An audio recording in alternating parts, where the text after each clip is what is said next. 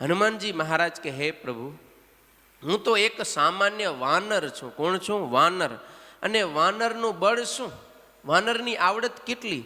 એક ડાળીથી બીજી ડાળીથી જાઉં આટલું જ વાનરને આવડે, બીજું કંઈ આવડે નહીં.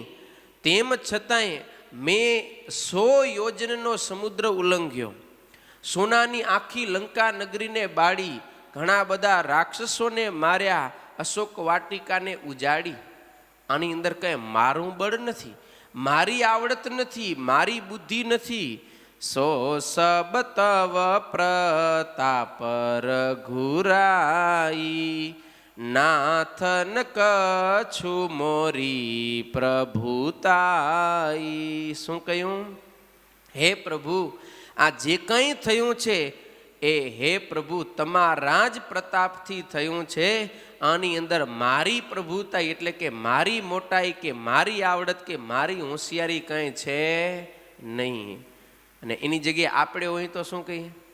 હે જો રામજી સાંભળો, આ અંગદ, નલ, નીલ, જાંબુવંત હતા, એ કોઈ ઉડી ન શક્યા. આ ભાયડો એક હતો કે 100 યોજનનો સમુદ્ર ઉલ્લંઘી ગયો અને તમારી પત્નીની સંભાળ લઈને આવ્યો ને, તમને કીધું, બાકી બીજાનું કામ નથી. આ તો હું હતો એટલે થયું. કંઈ કે ના કંઈ? હે પણ હનુમાનજી મહારાજે શું કહ્યું? હે પ્રભુ, આ જે કંઈ થયું એ તમારી કૃપાએ કરીને તમારા પ્રતાપ થકી થયું, આમાં અમારા થકી કંઈ થયું નથી.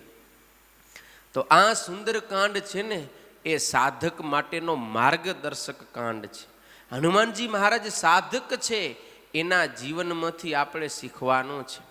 તો હનુમાનજી મહારાજ કહે છે કે હે પ્રભુ, સો સબ તવ પ્રતાપ રઘુરાઈ, નાથ ન કછુ મોરી પ્રભુતાઈ. હે પ્રભુ, આમાં મારી કંઈ મોટાઈ નથી, જે કંઈ થયું છે એ આપની કૃપાએ કરીને થયું છે. હનુમાનજી મહારાજ કહે છે કે હે પ્રભુ, જેના ઉપર તમારી પ્રસન્નતા થઈ જાય એના માટે પછી કોઈ કાર્ય કઠિન રહેતું નથી. જો તમારી કૃપા થાય ને તો રૂ હોય ને, રૂ કપાસ, એ પણ મોટા વડવાનળ અગ્નિને બાળી નાખે. શું કીધું?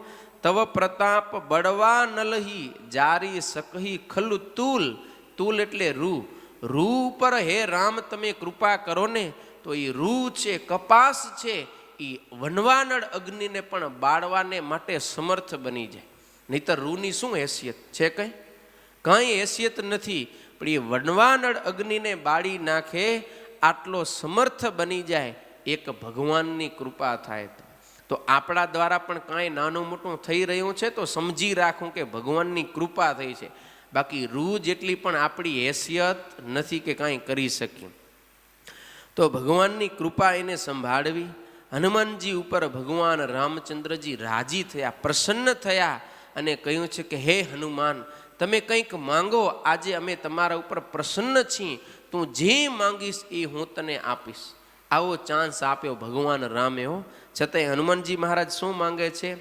નાથ ભગતિ અતિ સુખદાયની, દેહુ કૃપા કરી અનપાયની.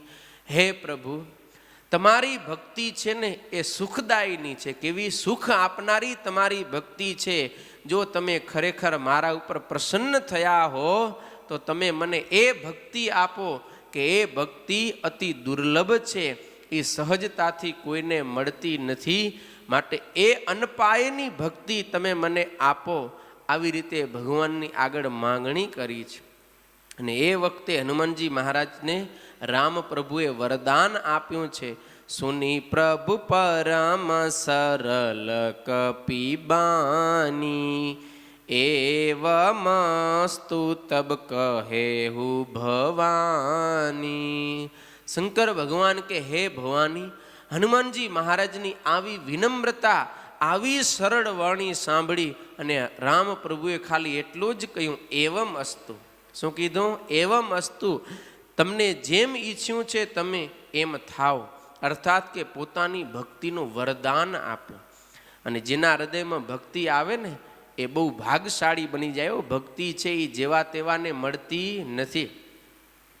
જેના હૃદયમાં ભગવાનની ભક્તિ આવે ને એ ત્રિભુવનની અંદર શ્રેષ્ઠ બની જાય, બ્રહ્માદિક દેવતાઓ કરતાં પણ અધિક બની જાય છે.